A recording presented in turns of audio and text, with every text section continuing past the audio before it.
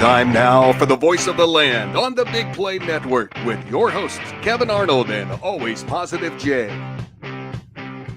The only advantage to taking a couple weeks off or having 2 weeks between a show, when you only do a show once a week anyways, is that it gives you more content to talk about when there's not a whole lot going on over the last week. So we're going to catch up on all of it. We're going to talk Cavs as they hit the stretch run starting tomorrow night. And we will be joined by the co-founder and CEO of the Cleveland Professional Soccer Pro Soccer Group. That is Michael Murphy, a captain in the U.S. Army as well. So we're going to talk to him about what their mission is. What is hashtag NWSL2CLE? I know what it is. Peter and Jay kind of know what it is, but for the masses, we're going to get their mission and why is the growth of soccer here in the city of Cleveland, why do they think it has a home and where do they think it can go from where they're at right now? And what does all of it look like? We'll get into that. And of course, we always have a fun segment at the end. As the big voice guy told you, this is the voice of the land here on the Big Play Network, partner with LPD Productions. And of course, thank you to our friends over at Vector Technical. They'll get the right person in the right job the first time. Now we got several storylines, headlines, whatever, however you want to call it. We're going to change up the first segment a little bit. We got a lot of stories out there we haven't had a chance to react to. We're just going to give a short reaction because at this point you've heard it all and what we say isn't going to change what's going on. So we'll get into that.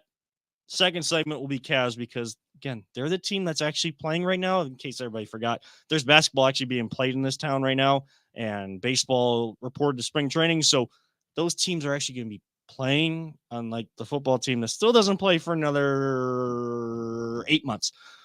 Before we get into that, though, you guys don't know that I'm doing this. I'm throwing this at you right at the start of the show. If you've tuned into the show a lot, you know that I am not very good at remembering certain things, especially providing my friends here on the show with some home cooking. A fresh batch of jambalaya, my grandmother's recipe, her side of the family, the Marquette side of the family. That was my late grandmother's maiden name was Marquette. They were Creole, Cajun descent. Course, roots in Louisiana, and that's kind of the food. I have a lot of different roots everywhere between my parents and their families, but that's kind of the roots that I connect the most with. And we have our own jambalaya recipe. A fresh batch was made Super Bowl weekend, as is tradition in my family. Yes, a lot of people eat wings, they eat pizza, they eat the traditional stuff. My family is eating jambalaya and fried chicken from KFC. That has been a tradition for a long, long time.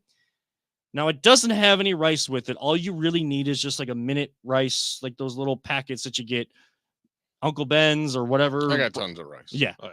So you just heat up the rice and, of course, let this thaw out because it is frozen. I made sure it was frozen because it wasn't going to last in the fridge. So I have, as I pull out a bag for those that are only listening to the audio on Google, Spotify, or Apple, I have a meal for you, Jay, and nice. I'll hold it over here, Peter, because I'm not going to reach across all the cameras, but I have a meal for you to try as well. I appreciate that. And we'll get a review on the show after they both eat it. I'm not saying you have to have it ready by next week, but it'll be gone by next week. Don't worry about that. But it's a nice little taste of the home. Appreciate cooking. it. I'm glad you lived up to it finally. Yes, got us our food. Thank Jana because she reminded me before I walked out of the house. Yeah, this wasn't on you. It was definitely Jana. Yes, you forgot it in the car almost. So yeah, I did. I forgot to bring it. I forgot I even had. I walked out of the house, I had nothing. So I'm remembering I had nothing. Then I had to go back in the house. Yeah, only 2 minutes before our show starts. Oh, Kevin, I forgot something in my car. But it worked out perfectly because I was able to surprise you. Yeah, it was a nice surprise. Definitely a nice surprise. So let me know what you think. Honest opinions here. I don't really care because I'm not the one that made it. I can already tell you there's one problem with it. What? It wasn't enough. I know. Well, we have more in the freezer at home. So I give you a little taste. You got to leave them wanting more a little bit. Yeah. It's like a tease. What we call a tease. A little tease amount. This is how he's going to get you to come over for the next Super Bowl. He didn't invite me to this one. Well, it's both of my aunts were kind of on the IL during. Oh, Yeah. One aunt fell in a dark parking lot Ooh. because like they had turned the lights off in a parking garage when she was shopping and fell off of a curb. And the other one had still been dealing with something where she had fallen as well. So I'm just staying back over here. Then it doesn't even sound Doesn't safe over there. yeah. So, but we might be clumsy, but my family, I would say, are good cooks, especially when it comes to the Cajun side of things. It's not like too spicy or anything. They make sure it's not too spicy because grandpa still eats it. And, he's 97, so his stomach's not going to handle the spice and everything, but they've made it spicier in the past. So if you want a little more kick to it, next batch. No, I'm good. Okay. I eat enough Tums as is with heartburn, so I'm good. Trust me. The Tums come in handy sometimes. Oh, dude, I have Tums. I'm not joking. In my what is that? The little dresser next to your bed. There's one in my kitchen drawer, and in both cargs, the center console, there's Tums. I got heartburn problems, bro. I got heartburn problems. Like when I need a Tums, man, it's got to be available at all times. We have some always at the I'm ready. a Browns fan, dude. What do you want from me? that's true. Yeah. I've also found these things. My sister put them on, put us onto them. I think she got them on Amazon. These tummy tamers that, because both her and I have gluten sensitivities and dairy sensitivities. More so the dairy I still stick away from, but if I want to dive into a little gluten and have not cardboard, but actual bread or actual wheat, flour, whatever. Yeah, on an empty stomach, you take one of these, and then the only downside to it is when you burp, it tastes like peppermint. Yeah, I'm not a big fan of peppermint.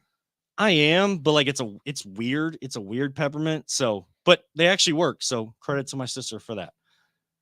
Don't know how to transition out of this. Like I told you, man, if you're a Browns fan, you're gonna need all this stuff. You're gonna need tummy tamers. You're gonna need Tums. You're gonna need Pepto Bismol, Advil, possibly other stronger drugs. We don't condone the use of that here on the show, but he's not wrong. I can't say that he told a lie there. So let's There's been a lot of crazy talk. There's a lot of crazy talk going on, and like I said, I wanted to change things up a little bit here in the first segment because you even brought up Chubb, and I forgot about that whole story going on with Nick Chubb, and then the Watson getting traded for Daniel Jones. See, I wasn't going to give credit to that. I have to. I'm not going to even say his name because I can't stand the dude. I think he's garbage. He's banned from the show. I don't even care if he wants to come on my show. He ain't coming on ever, dude. I will never let that man on this show. He knows about this show at all. But go ahead. Definitely watches, dude. He Who doesn't watch? Come on. But yeah, that dude's banned. We all know who he is. Since I'm seeing a number 2 on one of our live streams, there's about 10 trillion people that are watching our show. Yeah, and then people talking about now the Browns cutting Nick Chubb for a salary cap. Like, no, they're just going to restructure his deal, add on probably a couple more years, give him a big fat bonus, so it's all gravy. So Nick Chubb ain't going nowhere. Let's all stop freaking out about it. So let's start there, because people bringing up that conversation, they're bringing it up because a lot of fans, we're fanatics for a reason. We don't. Yeah, we're crazy. The whole part of sports being a business, we know that deep down, but that goes by the wayside when you have that player that you absolutely love, that you feel is the heart and soul of the team. I don't like people telling those fans that they can't bring emotion into it when they're saying whether he should stay or go, like if they'd be okay if he went. I think some people are a little too open to him leaving and going running back by committee. And to me, it doesn't make any sense because we can get emotional about the guy, but saying he's the heart and soul of the team isn't just a fan take. That's a team take. I guarantee you they will say it. That's real. So you thought that they were surprised when Alex Van Pelt was let go. If Chubb were to be not, and this is again all hypothetical, if Chubb were not to be here, I know the players would know about the business, but that one would really hurt and hurt. I think that would mess up the locker room big time. Dude, you got a guy that works his butt off all year round, doesn't say anything, doesn't get into the press, doesn't get on TikTok or Instagram or any of that stuff. He just does his job, works harder than everybody else. It's fantastic on the field. It's just is like the perfect player. Dude gets hurt and then you're going to cut him. What does that say to your other teammates? Like, dude, I get hurt. They're just going to let me go. Like, this dude did every single thing in the world right. He's the entire fan base's probably favorite player, and they let him go. Man, they're cutthroat here. Like, no one wants to play for a team like that. No one wants to play for a team like that. And again, look at what he brought when he was able to walk out and smash the guitar, or he was just present on the sideline. Like, look and see what that did for the team. And yeah, I know that there's questions. He had double knee surgery again. So did Adrian Peterson. Right. Who's got like that dude? With modern medicine, how he punishes his kid, but Adrian Peterson is like that same kind of style back, and they both are one of those people that just like work nonstop, and they just constantly are at it, and they will not give up. Like, I actually am not that nervous about Nick Chubb coming back. He's a freak of nature, dude. Have you not seen these guys' workout videos? Like, he's insane, dude. Like, is it going to be the Nick Chubb? No, but 95% or 90% Nick Chubb is still better than 90% of the NFL running back. And here's another thing, real quick. Sorry. Yeah. And everyone's like, oh, we got to draft a running back because we ain't got nothing. Dude, Jerome Ford was really good last year. Like, can we stop crapping on this dude? Like, Jesus, he actually had a pretty good year for a makeshift line that was put together. Like, he was actually not bad at all. He was pretty good. Yeah, and he showed you why they drafted him. I mean, this team has also shown you that no matter how good of the cornerbacks that they have and running backs that they have, they still seem to draft them somewhere in the draft. Me breaking down any sort of draft, that's definitely not going to happen because no, I'm not doing that right now. I don't even have a first round pick. So yeah, it hurts talking about we don't know enough. Like, I watch a lot of college football and I still don't know enough about the players that are in this draft for the first round, let alone, you know, every so-called expert, and I put expert in quotes, is going to tell you, well, this fifth round pick, man, that guy should have gone in the second round. This is the steal of the draft. Yeah. Everyone. This is why we're only spending so much time on the Browns, because it is the offseason. Is the draft combine coming up? Yeah, they're going to have to do a deep dive into these players because, again, their first pick isn't until the second round if they actually keep it, which they haven't done. They've made us wait longer and longer. Can we do a draft show again when we get we have to do a draft show again when we did our first round pick back. Oh, yeah. That was so fun. Yeah, we'll do that. That was a blast. Yeah, we had so many guests on there and everything. We'll do that again. That was a lot of fun. We have like a year and a half to plan for that. So awesome. You know, perfect. We got plenty of time. Awesome. There's 4 years to plan for possibly a new stadium, a renovated stadium, possibly a stadium close to where we are here in Parma, out in Brook Park near the airport where the old Ford plant used to be. A lot of people have opinions on this. Jay, I told you I don't care. I told you before the show, I let some of my take out. I don't care. I don't know why we have to talk about this every single day. The reason for that, it's not because I'm not a season ticket holder and I don't get to go to the games. I'm, running all the highlights and I'm at work during the games. It has nothing to do with that. Like, yeah, I would love to see a dome here to get all the different events. The Browns are going to do what they're going to do. There's going to be a little battle with the city of Cleveland, politicking and all of this money stuff that I don't know much about. Everybody wants an answer right now, and that's what today's culture is about. You're not going to get it. I have accepted that. I mean, it's going to come soon, though. We are going to find out soon because the time is like they're running out of time. They're running out of the lease is up in 2028 with the city and on the lakefront. It takes 3 to 4 years to build a stadium. So that's why it's getting talked about now. I understand why it's being talked about, but it seems like something that we're just trying to pull at straws to talk about it every day when there's actual teams doing actual things here in town.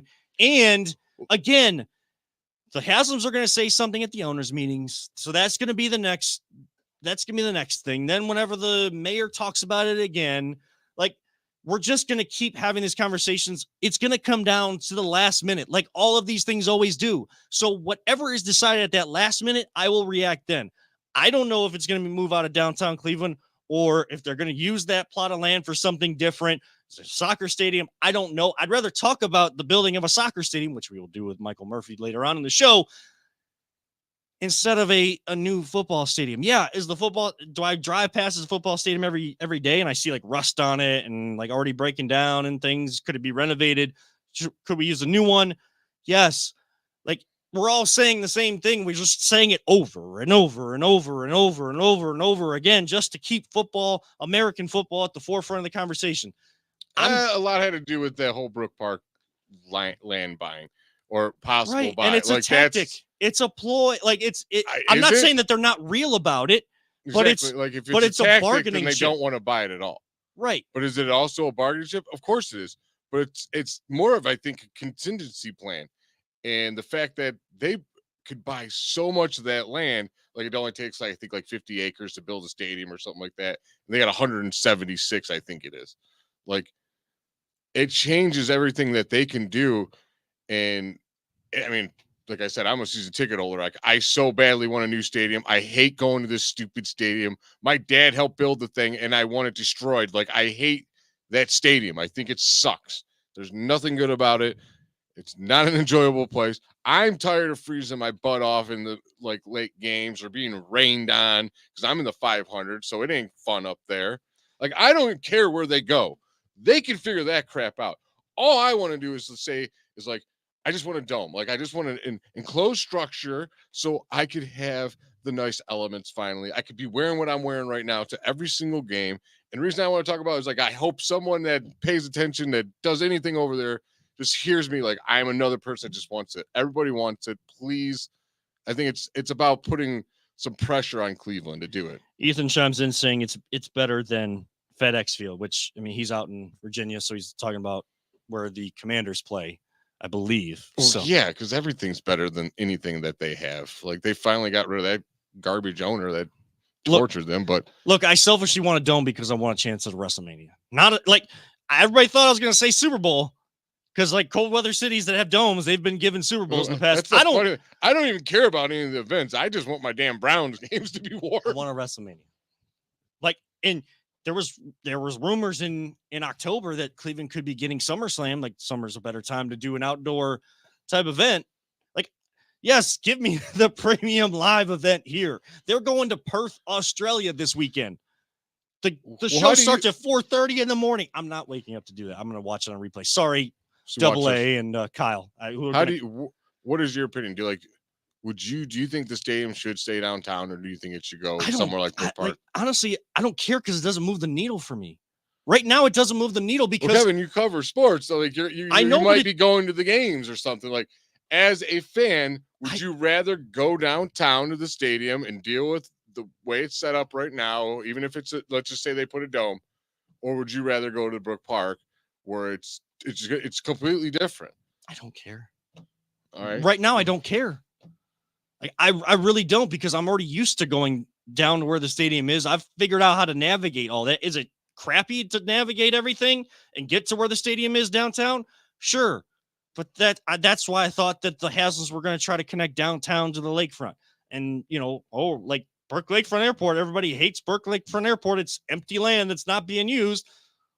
Well, they could build that up into some sort of little. So that's what it's a landfill. I don't think you could build that. Then you take away my air show, which is only once a year. I understand, but you can't build heavy structures on Burke Lake. Am I correct, Peter? Isn't that a landfill? Well, yeah, but so is most of Manhattan. Yeah. I mean, so I think that I know you're right. I mean, it was filled in, a lot of dredging and stuff like that, but I think, Manhattan's the same way. I think if they probably you'd have to bore down to like bedrock underneath for like pylons, but I'm sure they could build something on there. I mean, they build crazy shit all over the place. They could build it on the lake. Where would you want it, Peter? Do you care? Honestly, you know what? I love it. I love it being downtown just because it's iconic being downtown. But honestly, if it were in Brook Park where you have easy access by RTA, there's plenty of parking down there. There's a lot of room for expansion, and since it's right by Hopkins, It's easy for people to get in and out. It's easy to have huge events there. You get a flyover every single game. You have right multiple. You have and if it's a dome, which it should be, then you have the opportunity to bring in all sorts of events, and there's so much access from the freeway.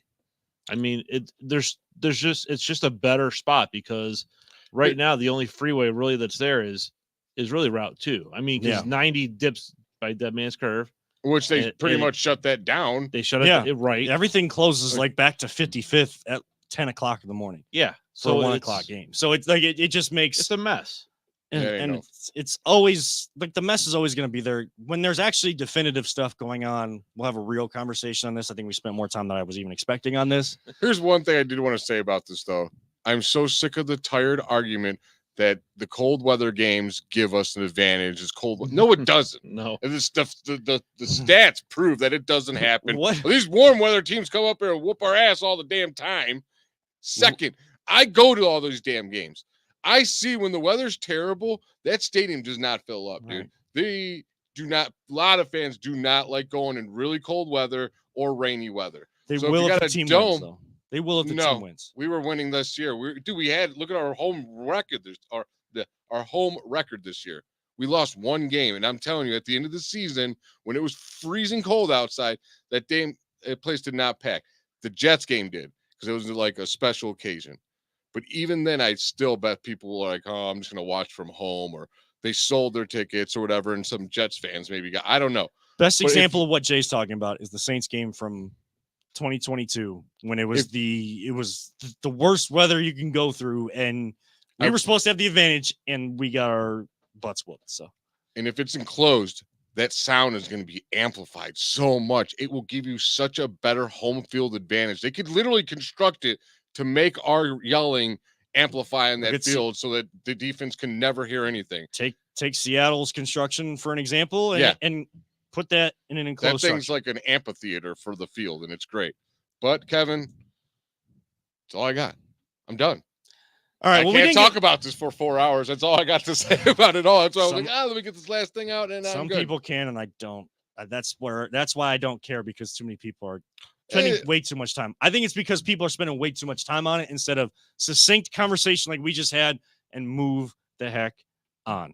We are going to move on to our first break of the night. On the other side, Cavs on the stretch run ahead of our guest here tonight. So we're going to talk a little Cavs basketball. This is the Voice of the Land on the Big Play Network and the On Air Podcast Network as well.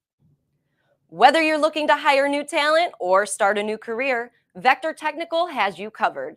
Vector Technical is a 28-year-old staffing firm that has helped thousands of job seekers advance in their career with reputable partners throughout Northeastern Ohio. Vector Technical is more than just a temp agency. With an above-average hire-in rate of 1 in 4 candidates, Vector works hard to connect the right person with the right opportunity the first time. Vector Technical hires for skilled manufacturing and light industrial work and is sure to have a career that you've been looking for. To learn more, visit our website at www.vectortechnicalinc.com. Welcome back to the Voice of the Land here on the Big Play and Be On Air Podcast Networks. Of course, you can also hear the audio on replay on Google, Spotify, Apple. Make sure you subscribe to our YouTube channel where we go live as well. We're live on Facebook and Twitter. Yes, it's Twitter and YouTube all the time. We were trying to go through all these different topics, testing something out in the beginning. I don't know if it worked or didn't work. I think there was just too edgy of topics to start things out. But the Cavs are coming off the All-Star break. I think we can all say that the All-Star game is dead, and it's going to take a lot of work to try to fix it. Because guys just don't. That was garbage. That annoyed me. I think it annoyed a lot of people, dude. See, and you guys know the NBA All-Star game used to be my favorite out of all the All-Star games. I don't even know which one to pick now. I guess MLB, it's just another baseball game. MLB was awesome. They shouldn't have changed it. They should give the home field advantage to the winner of that. I thought that was a great idea. Like you took it mattering off, but there's nothing you can do to prevent injury because you have to play baseball. You have to throw You're not just going to serve up a bunch of Would home you runs. think that would win in the NBA? That would work in the NBA if they gave the team that the East or the West, whoever won, got home field or home court advantage? Look at the in-season tournament with the money. Like, there's got to be some. I'm not saying it's the right thing. I think the thing with the money is the guys in the lower end of that roster, they knew that they could really, really, really use that money. And that's why they kind of played hard for them. Right. But that was $500,000. Like, I'm talking. And it's the first one. Like, let's see what happens in the next few years. Right. But you're going to put an amount of money. Like, it was good that the stars on these teams were trying to win and win that money for the teammates that make them work their asses off in practice. You don't get to see them on the floor, but they're the ones putting in the work and making these guys work in practice, trying to make practice harder than the actual game. That's what they were doing, and that's a good thing towards the stars of the league. But the bad thing is that they need incentive. And I'm sure that if there was money involved, we're talking millions. We're talking millions in that pot for winner, for MVP, whatever it might be. But incentive is going to have to be something that's going to make this competitive, whether it's money or advantage in the finals. Both. Make it super competitive. Like, dude, back in the day, those games were awesome, man. Right. And I loved them when they were competitive, but I loved it when they started to back off a little bit because I was getting a dunk contest. The dunk contest was in the All-Star game, not on Saturday night. I don't like, it's boring to watch guys shoot threes from all different distances. Yeah, is it cool? Sure, but when you see Dame Lillard hit 8 threes from the logo because no one's guarding him and he can set the shot, he can get the ball fixed in his hands however he wants to knock down that shot, just like in shooting practice with no contention at all. Like, that's boring. Just watching 3-pointers go up is boring. I liked it when I got to see athleticism. See, yeah, like, I mean, even in really hard defensive games, as long as there's a fast break, whatever the fast breaks are, or 2-on-1s, which they happen a lot, especially when you got talent like that, those are when you're going to get your highlight awesome plays that you love. And I love. The highlights have gone away even. Like, that's, there was very little highlight. Like, the highlights are 3-pointers. I don't care how far away you're shooting them. Like, if I see it just once in a game, it's like my eyes go wide. But I'm seeing it 8 times from one player. Me, you, and Peter, we can all go to a court right now, and we could sit there and fire threes all day. And I can go from anywhere. And I'm not going to make them as much as they do, but I could do it. Yeah. Now, can we go and throw the ball off the backboard and dunk it? Nope. We want to see what we can't do. Let's table the NBA conversation. Let's hit our second break of the night because our guest is waiting. So we're going to hit our second break of the night. And on the other side, we're going to talk to co-founder and CEO of Cleveland Pro Soccer, hashtag NWSL2CLE. What does that mean? He's going to give you all the information on the other side. This is the Voice of the Land on the Big Play and Be On Air podcast network. Are you struggling to hire the right talent or maybe even find the right career? Vector Technical makes it easy. Since 1992, Vector has provided Ohio employers with a reliable process for hiring and have helped thousands of job seekers advance in their careers. Vector Technical is more than just a temp agency. We invest time to get to know each client and candidate personally. Vector places people in job opportunities that they are truly excited about. Interested in learning more? Visit our website at www.vectortechnicalinc.com to see a full list of our current job opportunities and to find out what Vector Technical can offer you.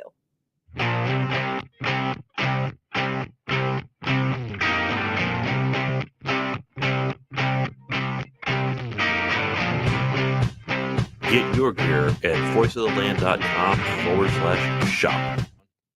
Welcome back to the Voice of the Land here on the Big Play and Be On Air podcast networks. I am Kevin Arnold. On the other side, it's always Positive J, of course, Peter Telep alongside as well. You never get to see him. He's just our own humanoid AI system that we call audio. And joining us now via Zoom, it is the co-founder and CEO of the Cleveland Pro Soccer Group, trying to bring a women's professional soccer team here to Cleveland, trying to help expand the game, make it more accessible. He is U.S. Army captain, and thank you for your service, Michael. It is Michael Murphy. I always have to say thank you because my grandfather was in World War II and taught me what it means to be a military person. And I know that it's always tough to hear thank you, but thank you for your service and thank you for joining us here tonight. Appreciate the opportunity to chat with you and talk about our project here. So, Michael, I mean, I'm definitely the soccer aficionado. If we're just looking at the three of the guys here, Northeast Ohio. No, not. Yeah, Jay. he is. Don't let him be humble. Yeah, he Jay, is. stop, please. But I know what you guys are doing, and the NWSL, of course, is the Women's Professional League. We're trying to bring a team here, but just take us back. Where did this mission start? Why the sport of soccer? What is it about that you think resonates here in the city of Cleveland? Yeah, no, thanks. It's a great question. It's a fair question because the game has not been in my life like it's been in your life for a lot of people's lives for a long time. I in a previous lifetime after the Army, I had a company with my business partner then and today, Nolan Gallagher. He started Gravitas Ventures. It was a film distribution company. We started in Los Angeles, ran it for about 15 years, moved the entire company back to Cleveland in 2019. Had a couple successful exits from that company. In November of 21 is when we had the last exit. It was around that time that we became aware that Cleveland was the last top 20 market in the country without professional soccer. I did not know that. And we thought that was interesting. And there was an idea that we had to build a stadium. I thought that was interesting. And Nolan and I are very much Clevelanders through and through. We wanted to move our business back here. We wanted to be part of the business community and part of the economic job creation opportunity in Cleveland. And I'm going to speak personally now. I was looking to do something transformative for the region, the third quarter of my life, so to speak. And the more I looked at soccer, the more I said, this is fascinating. This is a global game that's missing here in Cleveland, both on the men's and women's side. The facilities are missing.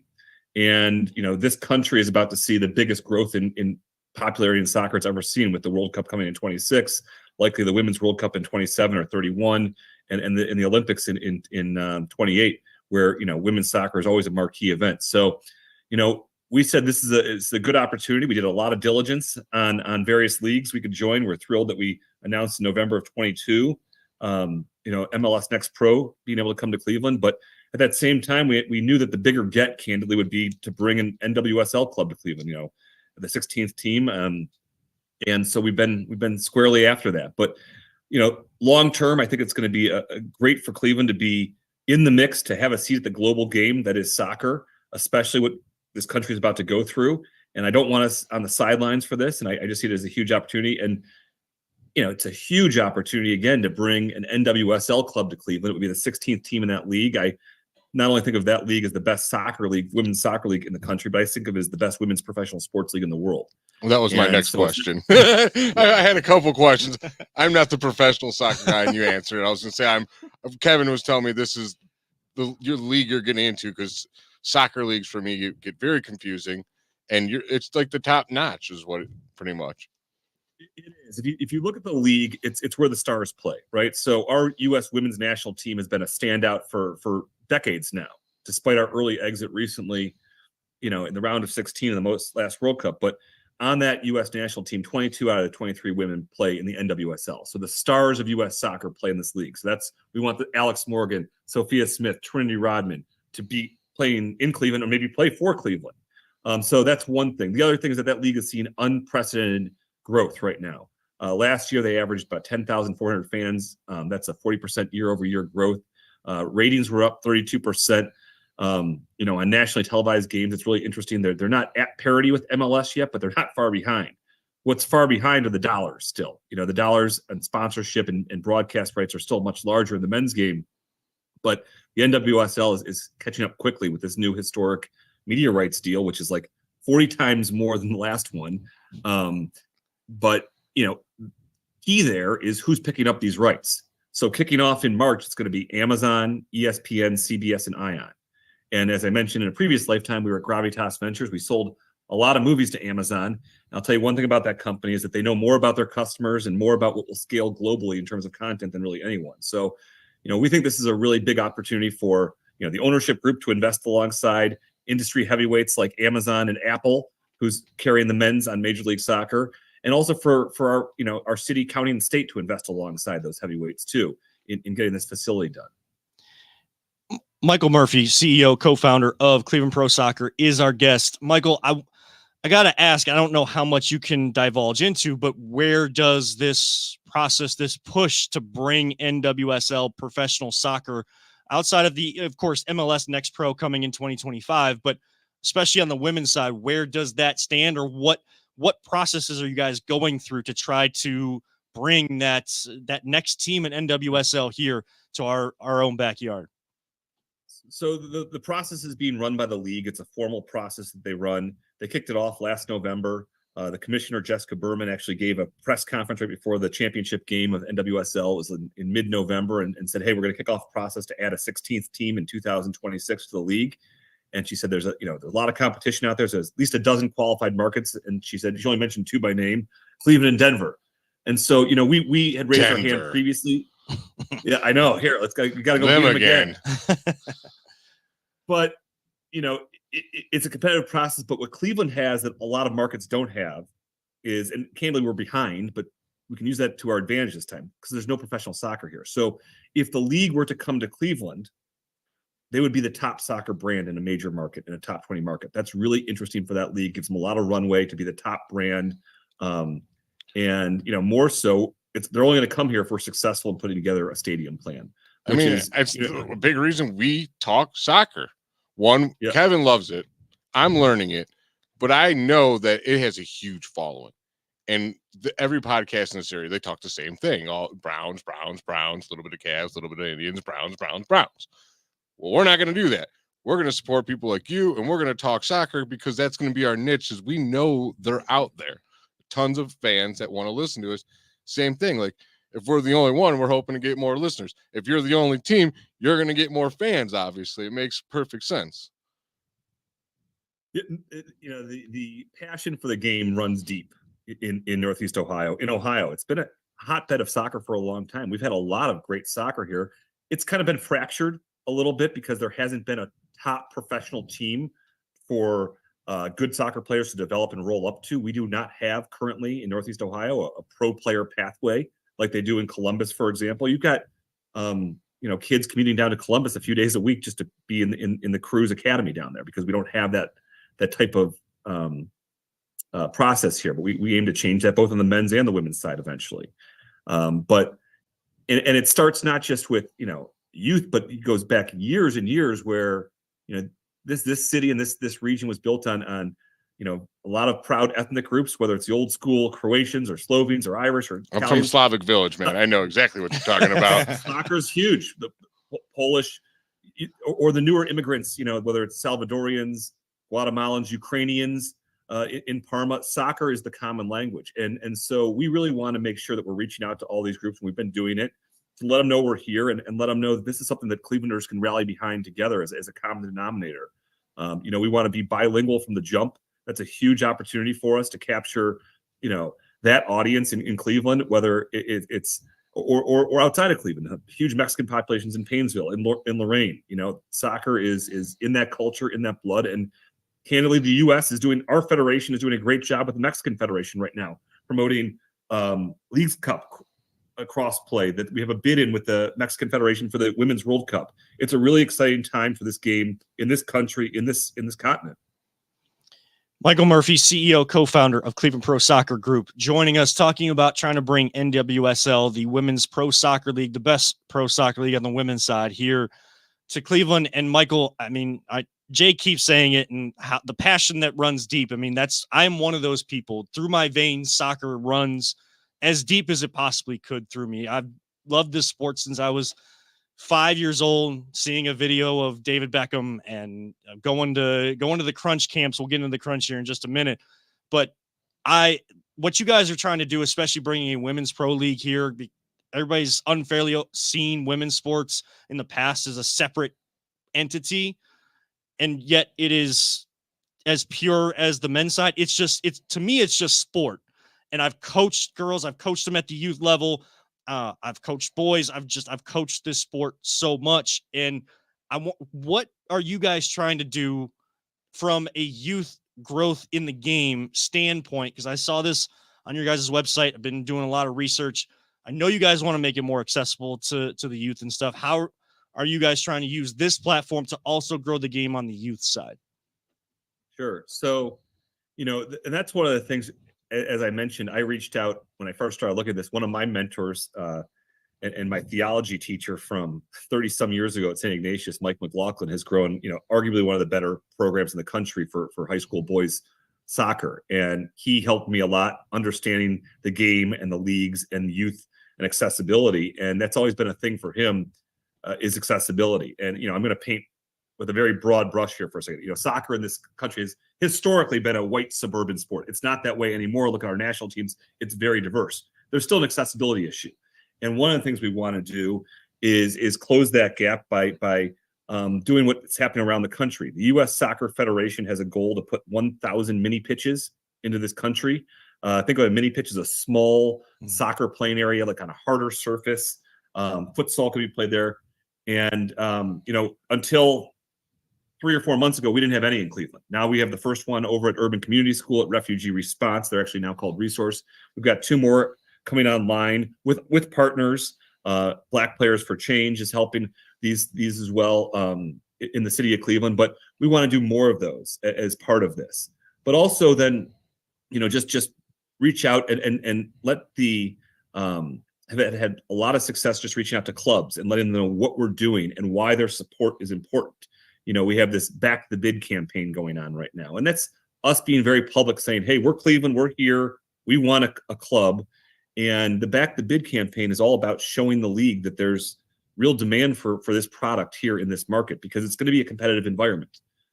Last time this process went through, there were 82 different markets or 82 different groups that were vying for a couple of spots. And, women's professional sports has only grown in popularity. You mentioned that it's maybe been looked at as a second-class citizen in terms of professional sports for a long time, or a third or fourth-class citizen. It has not even come close, but we are clearly at an inflection point right now, I think, in women's sports, not just professional sports, but also amateur sports. We're about to host the Women's Final Four here in Cleveland. And if you don't think women's sports are big and popular, just talk to me in mid-April, because you're going to hear look at the basketball all-star game with Sabrina and I was going to say that was what's his name? She having the shootout contest on a weekend where a lot of people criticize what happened in Indianapolis with the NBA All-Star Weekend. The one thing that everybody came out glowing remarks of was Steph Curry versus Sabrina Ionescu of the New York Liberty, and that shedding a light and crowds growing for the WNBA. She went toe-to-toe with the greatest shooter of all time. Like Caitlin Clark in college basketball is the thing you have to go see. It's not a player on the men's side. It's Caitlin Clark, and then you're seeing all these other players, the players with LSU, Angel Reese and Haley Van Lith. The names go on and on and on. Like he said, he brought up when the women's team went out early this year.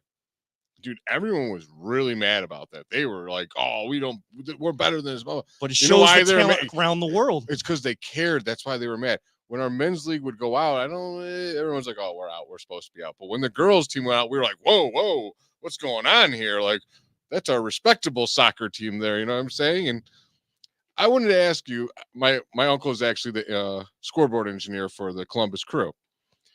How close of a stadium's like? Do you guys plan on making a stadium close to like what that's like, or something on a smaller like scale? What is your guys' envisionment for like a stadium? Because we were talking stadiums earlier today. So if you're comparing to lower.com, where the Crew plays now, I think that's about 21,000 capacity. It's either 21 or 23. What we're eyeing right now in Cleveland is something that's about 12,500. Ideally, we engineer it so it could be expanded in success, should we need that. But what we're trying to draw here, we think that's the right size. We think that venue fills a gap in our inventory here in Northeast Ohio. It could be used not just for, women's professional soccer, which is the primary tenant. Our next pro team can play there, but there's other users potentially of that facility too. Whether it's high school or college sports or concerts or things like this. So we can really use it, for as many play dates as possible.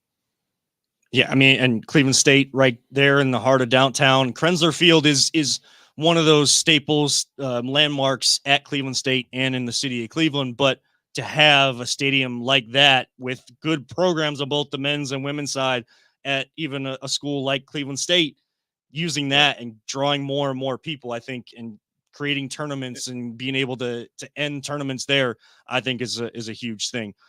Michael Murphy. And I'll give you one example. Ahead. I was just going to say, with Cleveland State, for example, they have one of two D1 men's lacrosse teams in the state. The other one's at Ohio State. And so every year, almost, Cleveland State plays Air Force, Notre Dame, Ohio State, always on the road. We don't have a facility here in Cleveland where they could play a home game.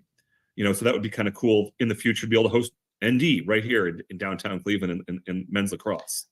Things like that. And I love you talking about that because, our conversation, I know the conversation recently has been around Brown Stadium, the football stadium that we care about here is the, European style of football, the original style of football that is soccer as it's known here in America, and a stadium for that, but a stadium designed to have multi-purpose with it already instead of having it so closed off and just putting it up to put it up. I think it's great you guys are having these conversations about a stadium that can have expansion and can have multiple uses and open up avenues for not just soccer here, but other sports and other things here in the city of Cleveland.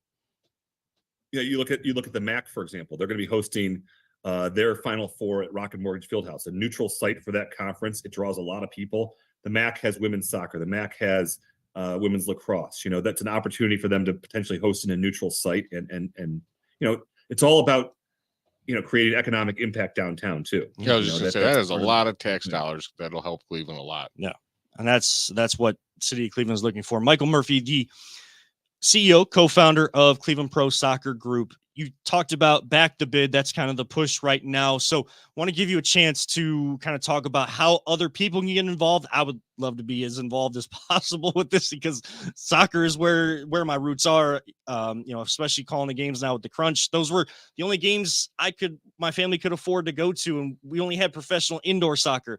Imagine kids, whether it's boys with the MLS Next or girls seeing an NWSL team, actual professional players they see on TV, seeing them more regularly right in front of them.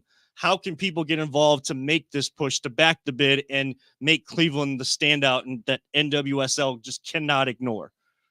Sure. So the back the bid effort is, again, showing demand for the product here for the NWSL to be in Cleveland. And so the idea is that we're trying to get a team in 2026. And so for $26, you can get the back the bid t-shirt. And it's part of our loyal plea. You also get the social media assets. You get on the mailing list, and then you get an opportunity to pledge tickets. You don't have to pay for tickets, but it's like, if I were to get season tickets, I might get 2, or I might get 4 for my family or something like that, to give us a sense. And then we can go back to the league and say, look at how many tickets we have pledged already for a team that doesn't exist in a stadium that doesn't exist. And that shows real passion. And it's, the back the bid campaign has been, growing steadily throughout since we kicked it off last year. And I think some people, started to say, what is this? But it's starting to feel a little bit more real. On February 3rd of this year, we had, it was National Girls and Women's Sports Day. And serendipitously, that was the same day that the Ohio House of Representatives passed, a bill with their new capital allocations. And there was one line item in there that said Cleveland Women's Professional Soccer Stadium. And so that's real. And it's great that the state came in first, even before kind of the city and the county. We're working very closely with this public-private partnership. It's going to be, 3 legs of the stool, the state, the city, and the county. We all have to kind of get on the same page as to how this can come together. But it's great that the state kind of came first because, we spent a lot of time saying that this is really Ohio's team. And, candidly, funding for, women's professional sports venues has been not only underfunded, but it's been non-existent, really. And so this is an opportunity for an equity play, and it's very, reasonably, it's a reasonable investment for our region. So make sure you guys head on over to, I believe is it clevelandprosoccer.com? Yes, I should give you the clevelandprosoccer.com. You can sign up, click right there. Have your friends and family join, take pictures with yourself. We went from zero, it's a startup essentially, right? So we went from 0 on social media to, it's out there and it's an important part. And we're doing as much as we can to show that the passion and show people they have an outlet for this passion that you share with them. Absolutely. Yeah. I know that there's plenty of passion that, mirrors mine, or he's even deeper than mine. I'm never going to say that I'm not going to say what Jay said that I'm the soccer aficionado for Northeast Ohio, but he is. The passion, I am not the only one that has the passion run deep. So go over to clevelandprosoccer.com, back the bid. Let's show the NWSL that this city needs soccer, can use soccer, and of course continue to help build the youth leagues and the developing young players and showing them that we care and that there can be brighter days ahead with seeing some professional players, some of the best you've ever seen right here in our own backyard. Michael Murphy, CEO, co-founder of Cleveland Pro Soccer. Thank you so much. We would love to have you keep coming back on as progress is made. And we definitely back the bid here at the Voice of the Land, and we will support any way that we can, and hopefully can stay in touch with you as well to see if there's anything individually to get involved and connected with you guys to keep helping push this and push the initiative of soccer here in our city. Really appreciate the opportunity to come on. I'm encouraged by interviews like this and the support that we see out there. Long term, I think that this bringing soccer to Cleveland and building the right size stadium can have as big of an impact on this region that the Rock Hall's had over the last 30 years, over the next 30 years. And so that's what we're talking about here. That's the opportunity that we're talking about. It's an opportunity for Northeast Ohio and Cleveland to be first public-private partnership in the country for a stadium built for women's professional sports. That's not a Cleveland.com story. It's not a Scene story. That's a Wall Street Journal. That's a New York Times. That's an NPR story. And that's, a great feather in our cap. And we'll be a template for the league as they continue to grow. So it's another reason that we ought to be, really charging forward on this. But again, appreciate the time and the opportunity. And yeah, we'll absolutely keep you updated. Absolutely. We'll keep in touch and keep bringing you on. There's no better place. I might be biased in saying this, but there's no better place to do all of what you just said through the Wall Street Journal, things like that, to make those first than right here in the city of Cleveland. Michael Murphy, thank you so much for taking time tonight. We look forward to talking to you again, and we will definitely stay in touch. Thank you for coming on the show here tonight. Thanks, guys. That is Michael Murphy, CEO, co-founder of Cleveland Pro Soccer Group. On the other side, one final segment to go on the Voice of the Land, on the Big Play, and Beyond Air podcast networks. Are you looking for a career in manufacturing? Vector Technical has you covered. Vector Technical is a 28-year-old staffing firm that has partnered with some of the biggest and the best companies throughout Northeastern Ohio.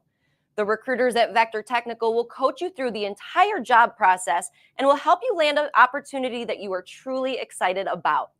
Vector does not add any additional fees and offers benefits as well as free online skills training through Penn Foster.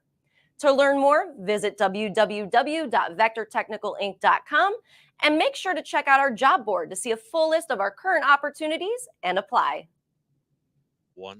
Welcome back one final time to the Voice of the Land here on the Big Play and Beyond Air podcast network. What a great conversation with cool. Michael Murphy. That was a nice one. So sure.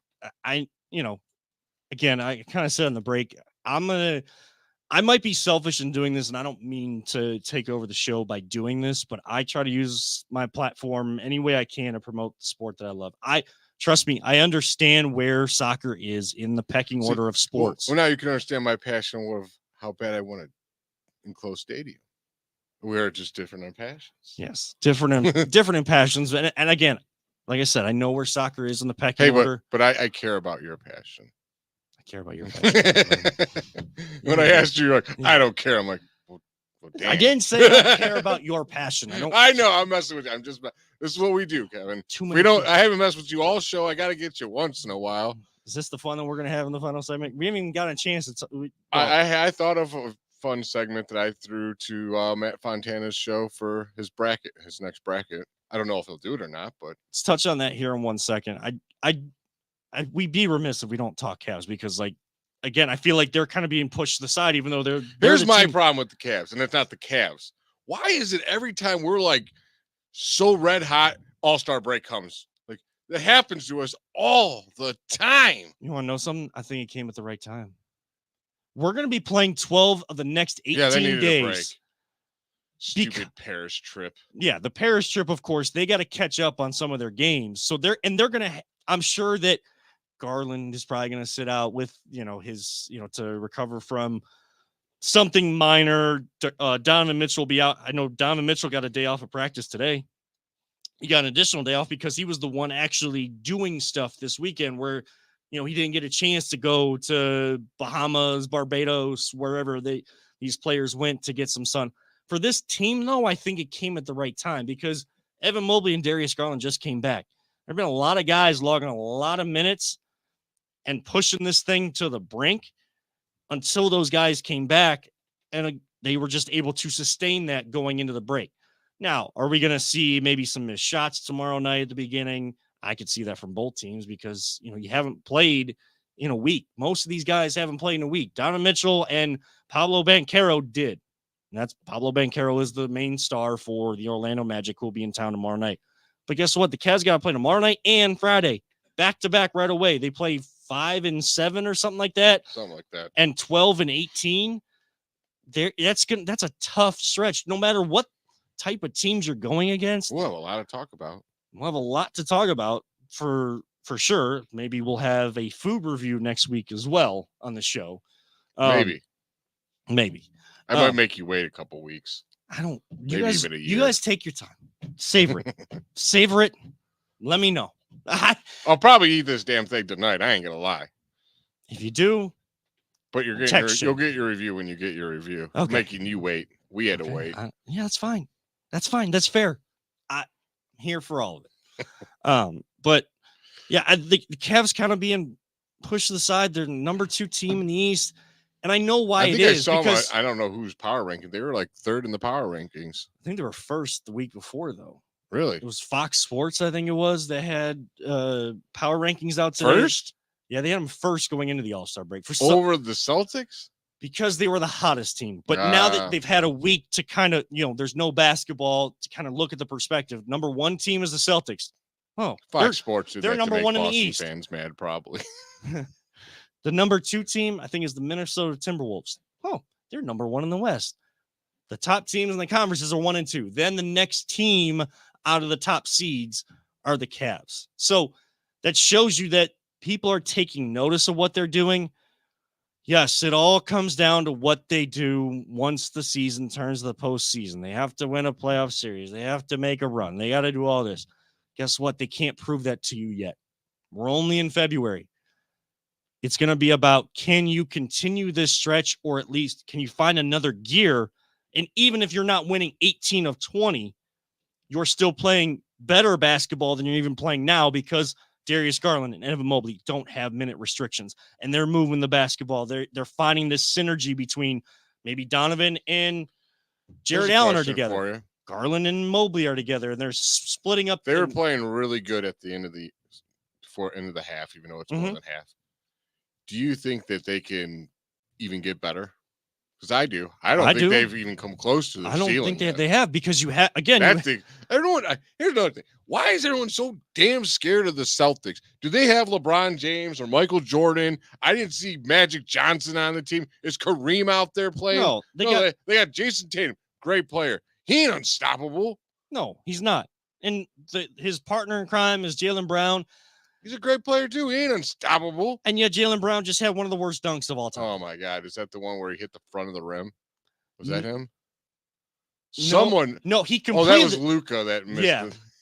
He completed the dunk in the dunk contest, but he acted like he covered his eyes. But he's he didn't. The guy dunked it, went in, and as he's took landing, he's 5 steps and then put his like, people were gonna not notice that he wasn't covering his eyes, dude. He was giving the dap. No, I'm just sticking up for him. I don't care. I think he jumped over. It was either him or someone else jumped over a 5'3" guy that they sat in a chair. Yeah, and then that other Mac dude comes out and jumps over Shaq. That was sweet. I ain't gonna lie. Yeah, that dude can dunk, man. And yet he's in the G League. Is he in the G League? Yeah, he's still in the G League. He says he's not going to give up on his dream to be in the NBA. Oh, I wouldn't. So I play. He keeps making a name for himself in the dunk contest, but if you're only known as a dunker, you're not much of a baller. But I know, I've seen highlights of Mac McClung. I know he's capable of being a baller, but does he let that one moment get so big in his head that he's not focusing on building the rest of his game? Guess what? Zach LaVine, and I feel bad that he tore his ACL. He was that next big thing in the dunk contest. But what did he do after he was done dunking? He developed an entire basketball game. He can shoot from the outside. He can set up other players. He can hit the mid-range. He can get to the bucket. He doesn't have to have those flashy dunks. And he had to change his game after an ACL tear. But that's a guy that, again, proved that after major knee injury can come back and still have success at this level and still be a main player. And he is the main player for the Bulls, and they want to get rid of him. I don't know. But what was your fun topic? Let's close out the show the right way. Let's save it for next week, Kevin. Save it for next week? Yep, we're at the end of the show. Oh, man, we're going to go right to an hour. Look I at that. was like, you know what? Let's actually stay on schedule. for Let's do once. it. Let's do Peter it. looks tired. He's got another show coming. Yeah. Hey. He was awfully talkative today, wasn't he? Yep. Yeah. If you say so, Hank That's a Hill. Yeah. So Yep. our buddies Double A and Kyle coming in for some WWE pro wrestling talk. I wonder if they're going to wake up at 4:30 in the morning. Double A, 4:30 in the morning, Perth, Australia. Oh yeah. Okay. Yeah. I'm not doing that. Yeah. Are we ready? I'm gonna. He's ready if you guys can't hear him. I'm gonna watch the. Yeah. He's ready at 4:30. I'm gonna watch the replay at like 8 or 9 in the morning. I ain't watching.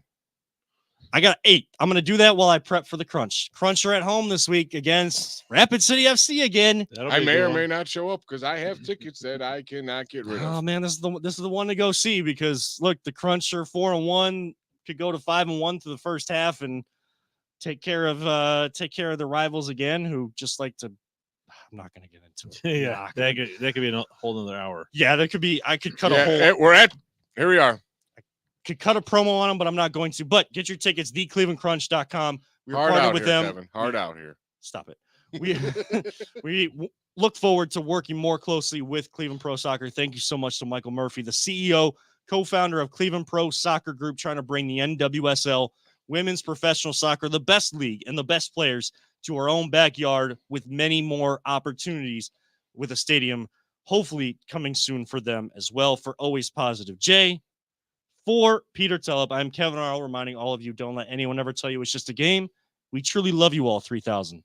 And even if you're a minute late, don't talk about it. Be about it.